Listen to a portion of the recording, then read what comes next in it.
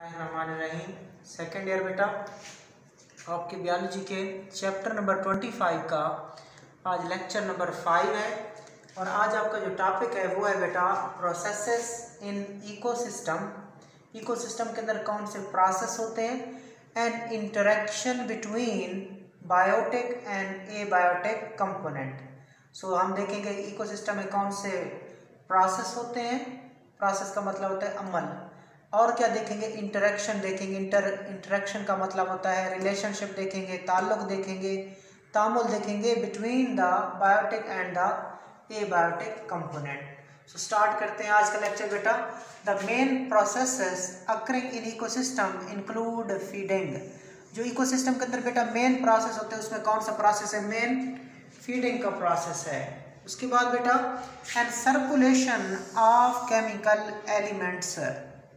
और दूसरा जो प्रोसेस होता है वो क्या होता है, सर्कुलेशन ऑफ एलिमेंट्स, कि उसमें एलिमेंट जो होते हैं केमिकल वो क्या करते रहते हैं बेटा, माहौल के अंदर सर्कुलेट करते रहते हैं, माहौल के अंदर घूमते रहते हैं together with the energy flowing through the ecosystem. और उसके साथ क्या होता है कि इकोसिस्टम के अंदर एनर्जी का भी क्या होता है बेटा, फ्लो होता है। केमिकल एलिमेंट एक जानदार से दूसरे में जाते हैं, दूसरे से तीसरे में जाते हैं, और केमिकल एलिमेंट के साथ साथ क्या होता है बेटा, energy flowing through the ecosystem, energy का भी फ्लो होता है। And ecosystem is made up of 3 main component. Ecosystem जो होता है उसमें 3 मेन कंपोनेंट होते हैं। पहला जो मेन कंपोनेंट है बेटा वो किसका है, प्रोड्यूसर्स का है। और दूसरा जो होता है वो कंज्यूमर्स का होता है, first producer. Second component of the ecosystem is consumer and the third component is decomposer. ठीक हो गया बेटा।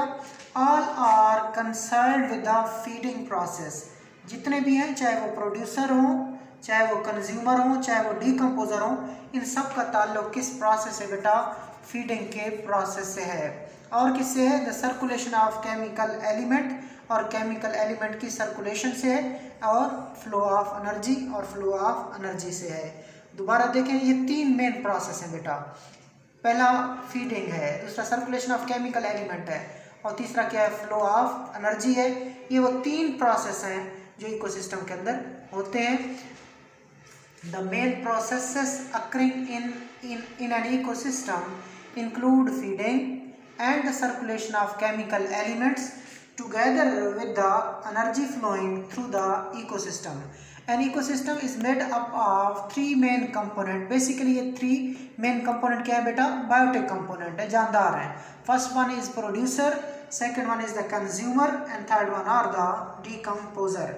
All are concerned with feeding. इन तीनों का ताल्लुक जो है बेटा फीडिंग के साथ है। दूसरे नंबर पे किसके साथ है, the circulation of chemical element and the with the flow of energy. So सबसे पहले हम देखेंगे बेटा प्रोड्यूसर को देखेंगे। नाम से ज़ाहिर है producer, as name is indicating that they are producer, it mean they produce their own food. So they are the green photosynthetic plant. ये कौन होते हैं बेटा, ग्रीन फोटोसिंथेटिक प्लांट होते हैं। Which these are green photosynthetic plant which capture and bring the light energy in the ecosystem. ये जो बेटा प्रोड्यूसर्स होते हैं, मैं आपको बता दूं 3 प्रोड्यूसर्स हैं। एक है green plants, there are 3 kinds of producers. One are green plants, other one are photosynthetic bacteria, photosynthetic bacteria, and third one are, तीसरा जो है बेटा वो क्या है, अलजी है, which are plant like protista. So there are 3 producers, the green plants, the photosynthetic bacteria, and the last one is algae. So यहाँ पे क्या डिस्कस किया है, मेन जो होते हैं वो खुश्की के क्या होते हैं बेटा, पौधे ही होते हैं। So they are green photosynthetic plant which capture and bring light energy into the ecosystem. तो मैं आपको बता दूं बेटा, ये जो ग्रीन प्लांट्स हैं ये लैंड के मेन प्रोड्यूसर हैं। The green plant, they are the main producer of the land, while photosynthetic bacteria, they are not main producers, and algae, they are the main producer of the aquatic ecosystem. Aquatic ecosystem के main producer क्या है बेटा, algae होते हैं।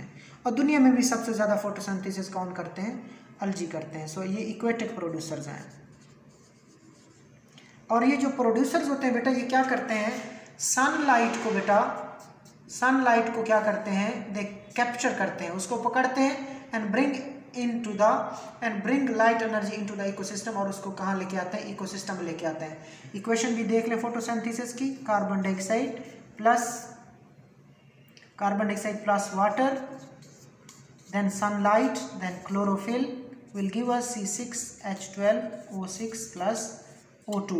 So these are the green plant photosynthetic bacteria and algae which capture the light energy and bring this light energy in the ecosystem by the process of photosynthesis. आगे देखते हैं, they are able to, ये बात हो रही है बेटा producer की, producers are able to manufacture organic food from simple inorganic substances. ये बताया जा रहा है कि जो प्रोड्यूसर होते हैं, they are able to manufacture organic food, और ऑर्गेनिक खुराक क्या होती है बेटा, ग्लूकोज होती है, ठीक हो गया। So this is organic food. ये जो जानदार होते हैं प्रोड्यूसर, ये काबिल होते हैं क्या बनाने के लिए, अपनी ऑर्गेनिक फूड बनाने के काबिल होते हैं। कहाँ से, कार्बन डाइऑक्साइड और वाटर से। और कार्बन डाइऑक्साइड और वाटर क्या है बेटा, they are inorganic compound, they are inorganic compound. किस चीज़ को इस्तेमाल करते हैं बेटा, ये लाइट एनर्जी को इस्तेमाल करते हैं, और क्लोरोफिल लाइट एनर्जी को कैप्चर करता है। So producer are able to manufacture organic food, this is organic food. कहाँ से, from simple inorganic substances, these are simple inorganic substances, this is organic food. So producer are able to manufacture organic food from simple inorganic substances. They are autotrophic organism. बेटा याद रखिएगा, जो जानदार अपनी खुराक खुद बनाते हैं उनको ऑटोट्रॉफिक जानदार कहते हैं। सो पौधे ऑटोट्रॉफिक जानदार हैं, फोटोसिंथेटिक बैक्टीरिया ऑटोट्रॉफिक जानदार हैं, और अलजी भी ऑटोट्रॉफिक जानदार हैं। Autotrophic organisms are those which can synthesize their own food. So just quickly revise कर लेते हैं प्रोड्यूसर को। Producers, they are the green photosynthetic plant which capture and bring light energy into the ecosystem. Producers are able to manufacture organic food from simple inorganic substances. They are able to manufacture organic food from simple inorganic material, and producer, they are the autotrophic organism. Next we see the consumer. Consumers are all the organism. अब हम देखते हैं बेटा consumers को। Consumers are all the organism primarily animal.